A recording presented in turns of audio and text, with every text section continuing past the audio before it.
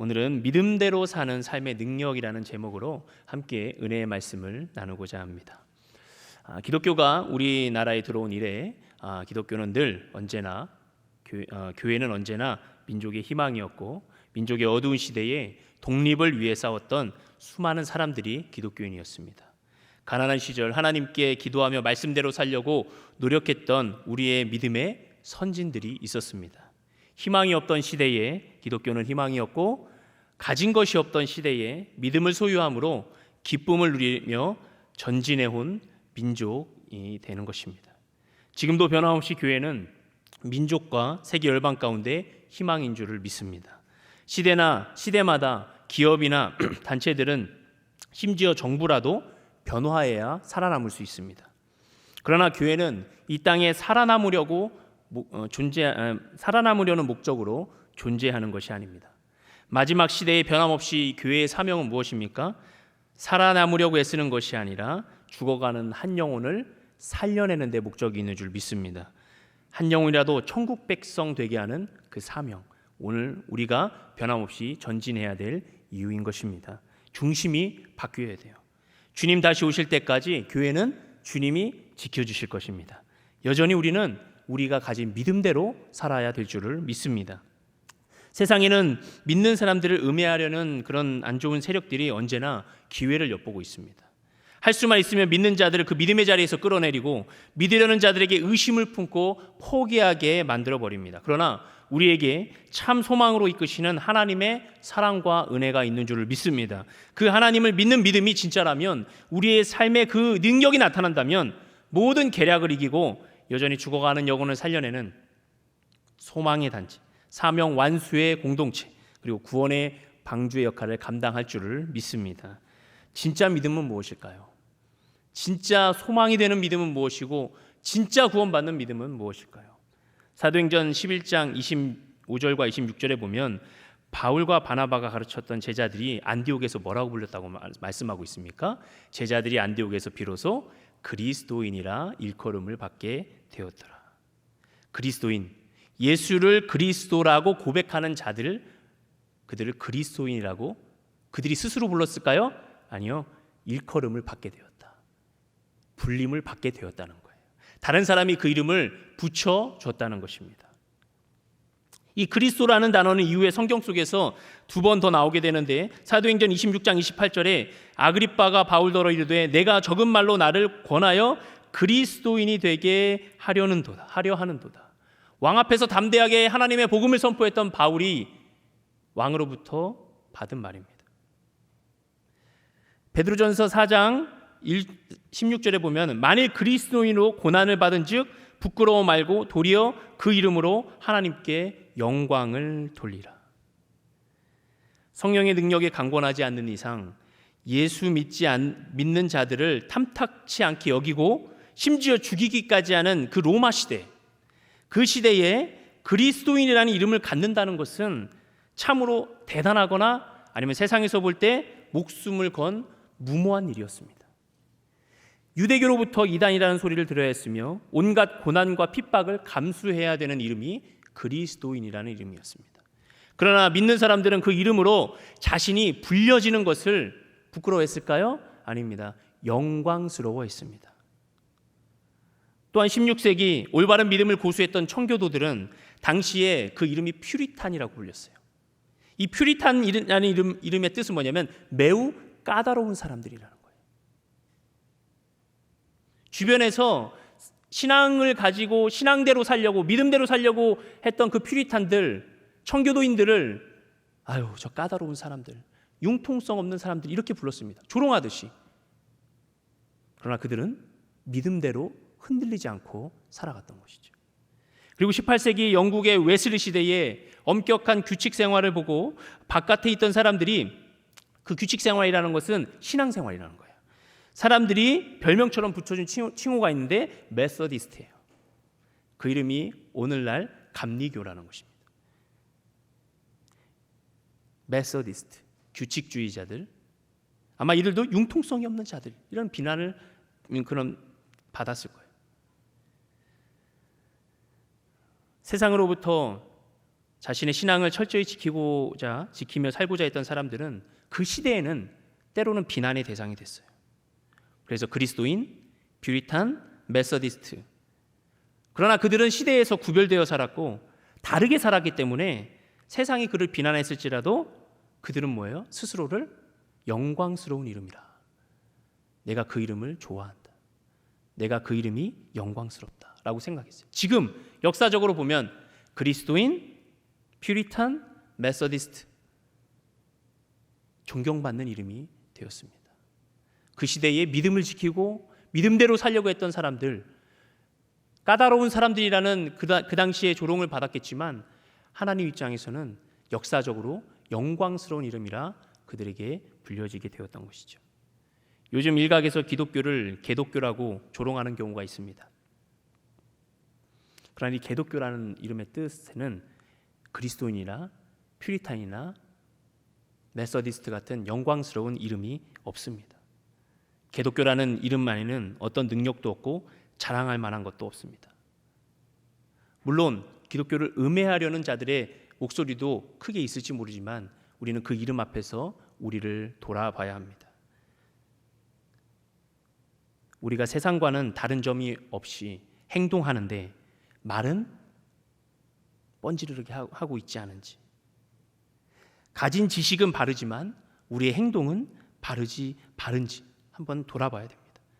말씀과 같은지, 말씀과 전혀 다른지, 아니면 달라도 너무 다른지, 우리는 말씀 앞에서, 오늘 이 시대 앞에서 우리 신앙을 돌아봐야 될 줄을 믿습니다. 물론 제가 이 자리에서 수요일 저녁의 즐거움을 포기하고 나온 우리 성도님들에게 드리는 말씀으로는 맞지 않는 말씀 같지만 우리는 언제나 모든 말씀 앞에서, 모든 상황 앞에서 우리의 신앙을 점검해야 될 줄을 믿습니다. 어느 목사님이 신장 기능이 악화되어서 건강한 사람의 신장을 이식해야 된다는 결론이 나왔어요. 그래서 주일날 아픈 담임 목사님 대신에 임시로 강단을 맡아 설교하게 된 그 다른 이렇게 치리 목사님이 계시겠죠. 그 목사님이 전후 사정을 이제 교인들한테 설명하는 거예요. 아무래도 교인들 가운데 신장 기증자가 나와야 될 것 같다고, 이렇게 담임 목사님 위해서 좀 이렇게 이제 기증해 줄 사람이 누구 없냐고 하면서 이제 운을 띄웠습니다. 예, 누구 없냐고 하면서 이렇게 질문을 했겠죠. 근데 나지막한 소리로 누가 아멘, 아멘 이러는 거예요.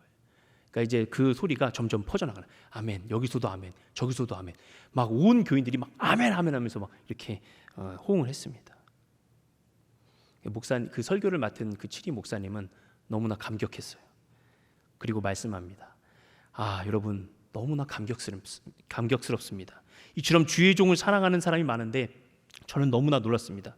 그러나 신장은 한 사람 것이면 되니까 이런 상황에서 한 사람을 직접 지적하는 것은 덕이 안 되니까 제가 이 깃털을 여기서 날려보내겠습니다. 이 오리털을 날려보내서 머리 위에 앉는 사람이 그 머리 깃털이 털이 머리 위에 앉으면 그 사람의 신장을 기증하는 걸로 결정하도록 하겠습니다. 이런 제안을 한 거예요. 그래서 시작하면서 우리 모두 조용한 가운데 눈을 감고 목사님을 위해서 기도하면서 기다립시다. 이렇게 제안을 하고 날렸습니다. 드디어 이제 오리털이 강단을 떠난 거죠. 회중 속으로 날아가기 시작했습니다. 그런데 웬일입니까? 기도를 열심히 하시는 거예요. 오리털이 가까이 오면 사방에서 휴, 휴, 할렐루야, 아멘 이러면서, 오리털이 어디에 앉았겠습니까? 아무데도 앉지 못하고 땅바닥에 떨어지고 말았습니다.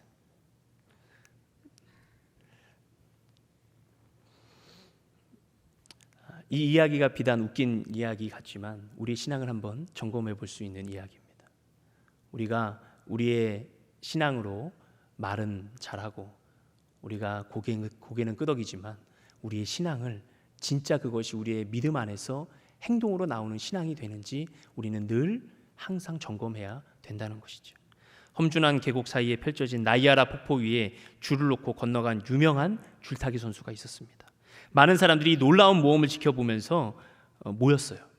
줄타는 사람은 손을 흔들어서 군중을 조용하게 한 다음에 이렇게 질문합니다. 당신들은 내가 이 주를 타고 성공적으로 건너갔다 올 수 있으리라고 믿습니까? 하고 물었습니다. 그랬더니 사람들이 그의 능력을 믿는다고 하면서 박수하면서 환호했어요. 그는 신묘한 기술로 무사히 건너갔다 온 거예요. 관중들이 열광적인 박수를 보냈습니다. 다시 손을 흔들어서 박수갈채를 조용히 한 다음에 또 맺혔습니다. 당신들은 내가 이 의자를 이 창에 걸어매고 이 나이아가라 폭포 사이를 건너갔다 올 수 있을 거라 믿습니까?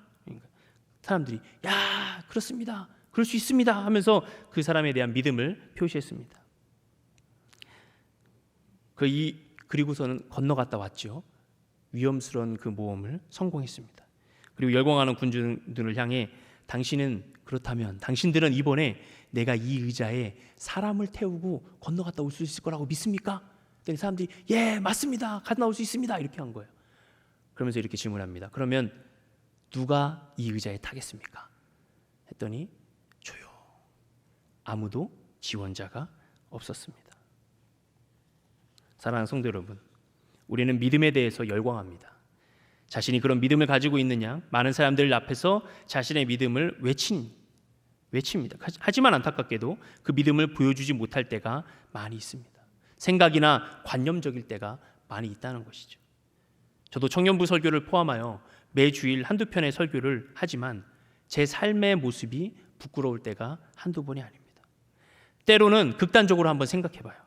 내가 앞으로 목회하는 동안에 수천 편의 설교를 할 텐데 죽어가는 영혼을 살리려는 그런 목적으로 은혜의 말씀을 전할 테지만 사실 춘천역에서 전철로 죽으려고 뛰어드는 그 한 영혼을 살려내고 내가 죽는다면 내가 앞으로 할 수천 편의 설교보다 더 영향력이 있지 않을까, 그런 하는 생각도 한번 해봅니다.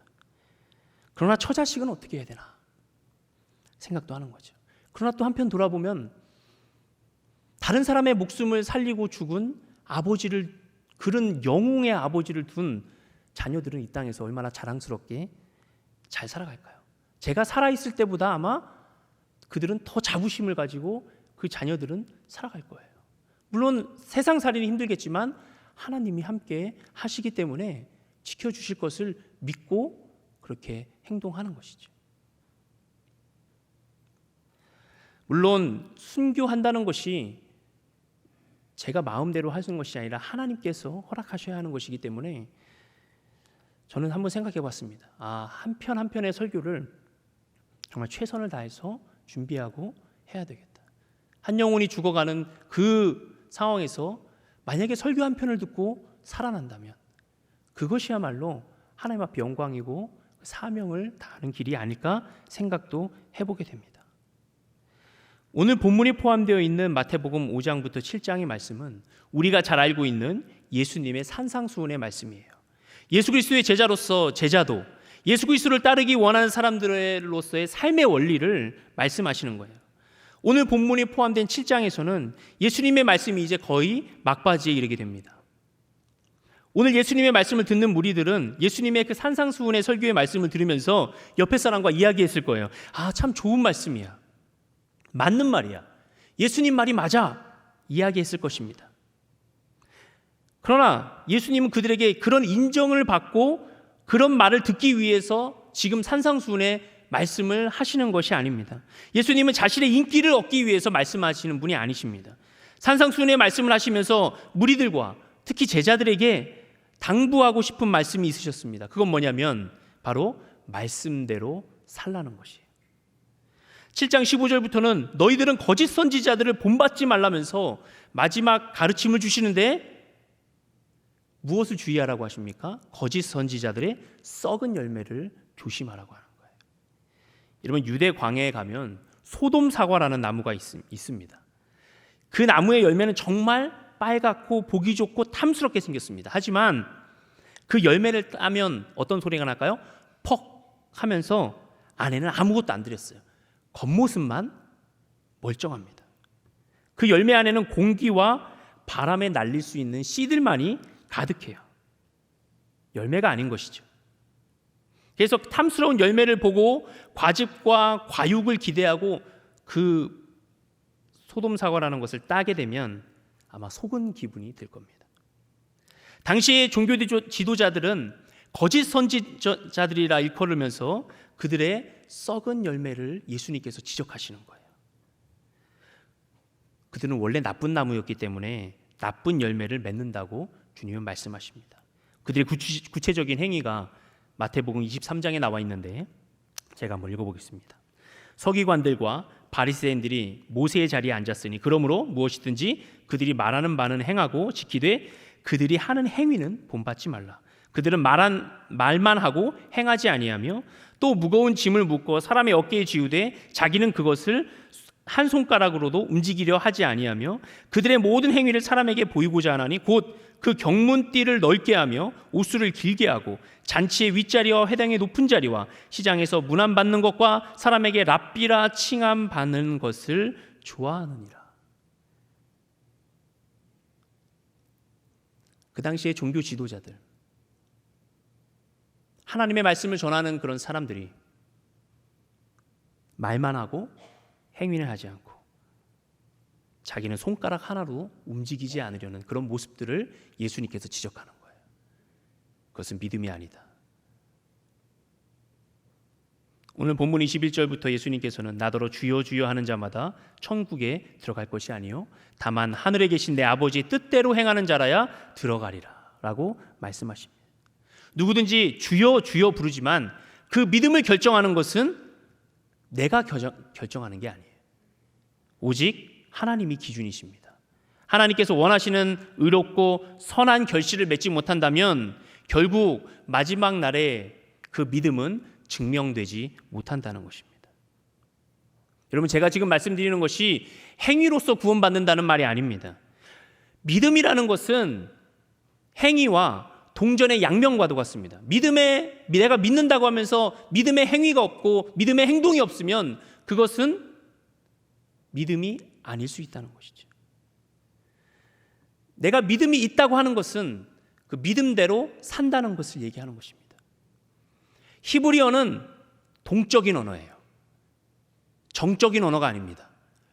믿음이라고 하는 것은 그 믿음 자체로 멈춰 있거나 관념적인 것이 아니에요. 그 믿음은 행동하는 단어입니다. 그래서 히브리어에서 그 움직이는 단어가 믿음이라고 할 때 믿음이라는 것은 믿음의 행동까지 포함하는 동전의 양면과도 같은 것이죠. 오직 예수 그리스도만이 하나님의 뜻을 이 땅 가운데 가지고 오신 분입니다. 그분의 말씀을 듣고 행하는 자가 하나님의 뜻대로 행하는 자라고 말씀하시는 거예요. 또한 예수님은 누구든지 하나님의 뜻을 행하는 자가 내 형제요 자매요 어머니라고 말씀하십니다.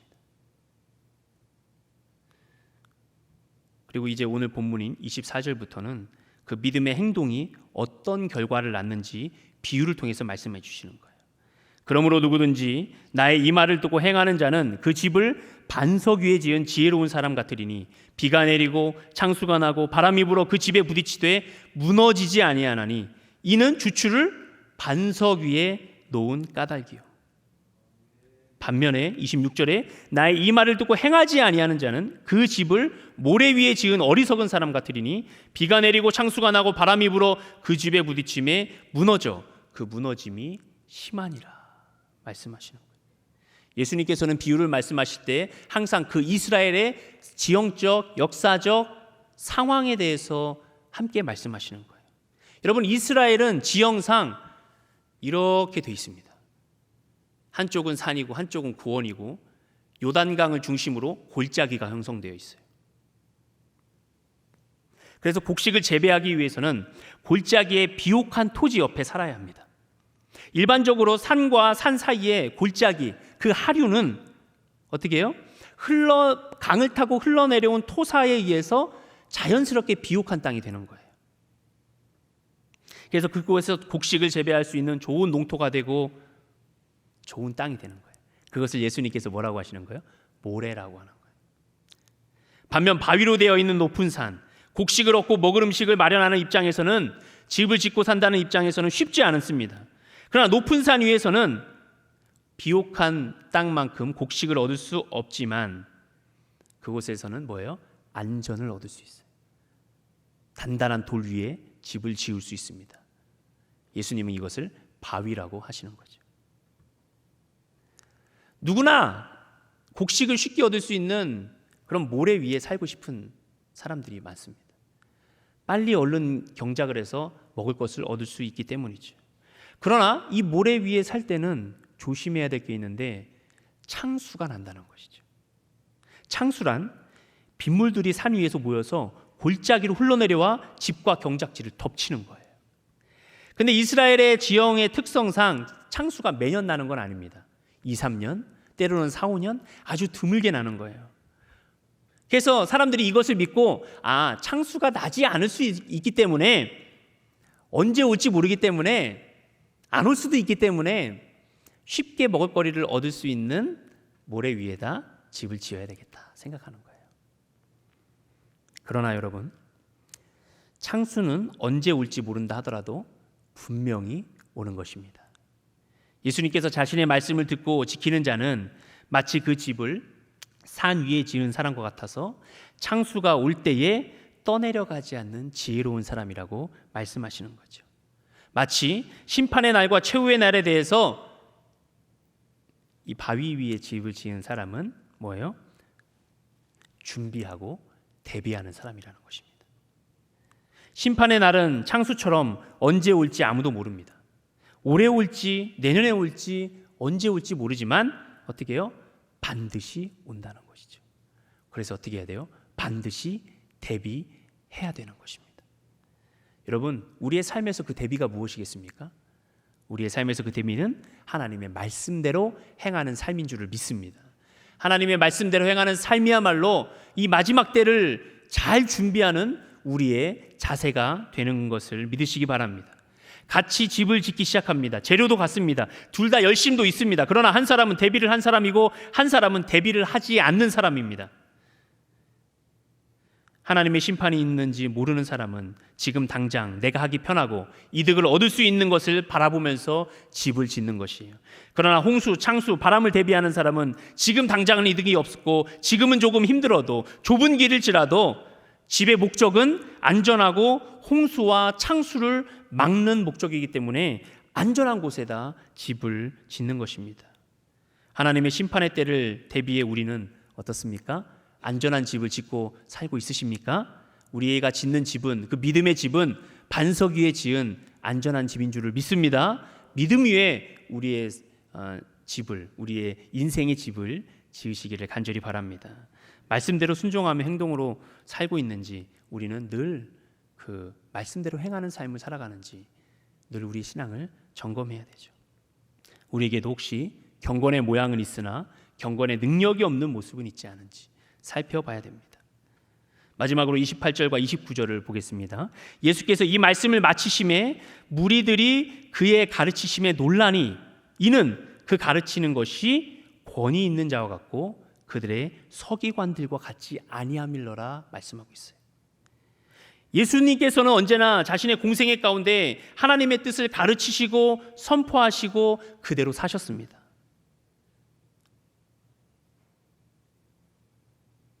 마태복음 11장 1절에 예수께서 12제자에게 명하시기를 마치시고 이에 그들의 여러 동네에서 가르치시며 전도하시려고 거기를 떠나셨어요.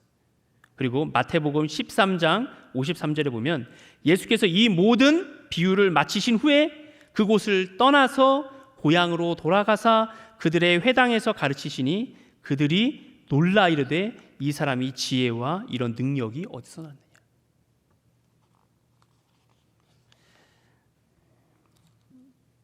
그리고 19장 1절에 예수께서 이 말씀을 마치시고 갈릴리로 떠나 요단강 건너 유대 지경에 이르시니 큰 무리가 따르거늘 예수께서 거기서 그들의 병을 고치시더라.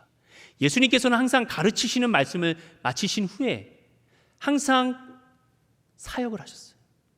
그대로 행하셨어요. 죽어가는 영혼들을 살리시고 병자들을 고치시고 하나님의 사명을 하는 일을 늘 함께 하셨다는 거예요. 사실 예수님은 그분의 말씀 자체가 능력입니다.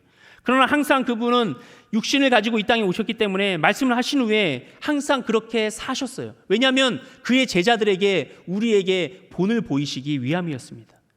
항상 그들과 함께 동행하셨어요. 24시간 365일 3년 동안 제자들과 함께 하셨어요. 다만 기도하기 위해서 시간과 장소를 분리하셨을 뿐이지 항상 제자들에게 자신의 삶을 보여주셨어요. 권위는 어디서 나오는 것일까요? 예수님은 하나님의 권위를 갖고 계신 분이셨습니다. 그분은 하나님의 뜻대로 철저하게 사셨을 뿐 아니라 우리를 위해서 십자가에 죽기까지 순종하셨습니다. 권위는 말에서 나오는 것이 아닙니다. 권위는 그렇게 살 때 능력이 나타나는 것입니다. 빌립보서 2장 5절부터 11절을 제가 한번 읽어보겠습니다. 너희 안에 이 마음을 품으라. 곧 그리스도 예수의 마음이니 그는 근본 하나님의 본체시나 하나님과 동등됨을 취할 것으로 여기지 아니하시고 오히려 자기를 비워 종의 형체를 가지사 사람들과 같이 되셨고 사람의 모양으로 나타나사 자기를 낮추시고 죽기까지 복종하셨으니 곧 십자가의 죽으심이라. 그러므로 하나님이 그를 지극히 높여 모든 이름 위에 뛰어난 이름을 주사 하늘에 있는 자들과 땅에 있는 자들과 땅 아래에 있는 자들로 모든 무릎을 예수의 이름에 꿇게 하시고 모든 입으로 예수 그리스도를 주라 시인하여 하나님 아버지께 영광을 돌리게 하셨느니라. 아멘. 믿음대로 사셨고 그렇게 사시고 우리에게 가르쳐 주셨고 나누어 주셨습니다. 여러분, 권위라는 것은 믿음대로 살 때 나오는 것임을 믿습니다. 서기관들은 오래전부터 내려오는 구약의 율법의 철저한 그런 권위 아래에서 가르치는 사람들이었어요. 그러나 서기관들이 가르치는 그 율법, 그들은 권위 있게 가르치지 못했습니다. 왜냐하면 그렇게 살지 않았기 때문이에요. 가르치기만 했을 뿐 그대로 행할 능력이 없기 때문입니다. 여러분, 우리나라에도 예수님을 본받는 삶을 살다 가신 분이 있습니다. 바로 여러분 다 아시는 손양원 목사님이에요. 사랑의 원자탄으로 유명하죠. 애양원을 개원하여서 나병 환자들을 보살피는 지극한 정성으로 정말 그들을 사랑하는 마음으로 돌봤습니다. 그런데 이 손양원 목사님이 여순 사건 때 사랑하는 두 아들을 잃었습니다. 예수 믿는다는 이유로 죽임을 당했어요. 어렵사리 두 아들의 시신을 수습해서 장례식을 하게 되었습니다. 식순이 진행되고 마지막 답사의 시간이 되어서 흰 두루마기와 누런 두건을 쓴 손양원 목사님이 이렇게 말씀하시는 거예요. 여러분, 내 어찌 이 긴 말을 답사로 전하리요. 내가 아들 둘의 순교를 접하고 느낀 몇 가지 은혜로운 감사의 조건을 이야기함으로써 답사를 대신할까 합니다. 첫째로, 나 같은 죄인의 혈통에서 순교의 자식들이 나오게 하셨으니 하나님께 감사합니다. 둘째로, 허다한 많은 성도들 중에 어찌 이런 보배들을 하필 내게 맡겨주셨는지 그 점 또한 감사합니다. 셋째로, 삼난 삼녀 중에서도 가장 아름다운 두 아들 장자와 차자를 바치게 된 나의 축복을 하나님께 감사합니다. 넷째로, 한 아들의 순교도 귀하고 귀하거늘 하물며 두 아들의 순교리요 하나님 감사합니다. 다섯째로, 예수 믿다가 누워 죽는 것도 큰 복이라 하거늘 하물며 순교리요 하나님 감사합니다. 여섯째로, 미국 유학 가려고 준비했던 내 아들 미국보다 더 좋은 천국 갔으니 내 마음 안심되어 하나님 감사합니다. 일곱째, 나의 사랑하는 두 아들을 총살한 원수를 회개시켜 내 아들 삼고자 하는 사랑의 마음을 주신 하나님께 감사합니다. 여덟째로, 내 두 아들로 말미암아 무수한 천국의 아들들이 생길 것이 믿어지니 우리 하나님 아버지께 감사합니다. 아홉째로, 이 같은 역경 중에서 이상 8가지 진리와 하나님의 사랑을 찾는 기쁜 마음, 여유 있는 믿음 주신 우리 주님께 감사합니다. 끝으로, 나에게 분에 넘치는 과분한 큰 복을 내려주신 하나님께 모든 영광을 돌립니다. 이 일들이 지난 옛날 내 아버지 어머니가 새벽마다 부르짖던 수십 년간의 눈물로 된 기도의 결실이요, 나의 사랑하는 나병 환자 형제 자매들이 23년간 나와 내 가족들을 위해 기도해 준 그 성의의 열매로 믿어 의심치 않으며 여러분들께도 감사드립니다. 감사 제목에도 나와 있듯이 손양원 목사님은 자신의 아들을 죽인 그 군인 안재선 그를 용서할 뿐 아니라 자신의 양아들로 삼았습니다. 그리고 그 안재선의 아들이 또 목사님이 되었어요. 안경선 목사님입니다. 그리고 뭐 CTS나 이런 접하셨겠지만 나와서 이런 간증도 하고 그런 고백도 하는 것을 볼 수가 있었습니다. 결국 그 손양원 목사님 역시도 6.25 때 또 피난 가지 않고 그 애양원의 가족들을 돌보면서 그 자리에서 순교했다고 전해지고 있습니다. 여러분, 만약에 손양원 목사님께서 이 자리에 서서 여러 말 하지 않고 여러분 원수를 사랑하십시오 라고 말한다면 그 말은 여러 말보다 훨씬 더 능력이 있을 것입니다. 왜냐하면 그렇게 살았기 때문이죠. 다른 무슨 어떤 미사 여구가 필요하겠습니까? 여러분 원수를 사랑하십시오. 한마디면 되는 것이에요. 그러므로 사랑하는 성도 여러분, 우리에게 믿음의 능력이 있다면 그 능력은 말뿐 아니라 하나님 앞에 나의 삶을 그대로 드리는 순종이 되어야 될 줄을 믿습니다. 하나님 나라는 말에 있지 않고 능력에 있다고 성경은 말씀하고 있습니다. 우리는 말로만 신앙생활 하는 것이 아니라 오히려 하나님의 말씀을 있는 그대로 믿고 그대로 순종하며 우리의 삶에서 행하기 위해서 우리의 시간을 조절하고 우리의 욕심을 내려놓고 하나님의 영광 위해서 살아가는 그런 행함 있는 신앙이 된다면 오늘도 우리 교회 모든 성도들이 하나님께서 기뻐하시는 거룩한 신앙인이 될 줄을 믿습니다. 하나님의 말씀에는 능력이 있습니다. 그 말씀 자체에 능력이 있는데 그 말씀대로 살 때는 얼마나 큰 능력이 있겠습니까? 사랑하는 성도 여러분, 우리 고백하는 대로 저와 여러분이 함께 사는 믿음의 능력을 가진 거룩한 신앙인 되시기를 주님의 이름으로 간절히 축원합니다. 기도하겠습니다.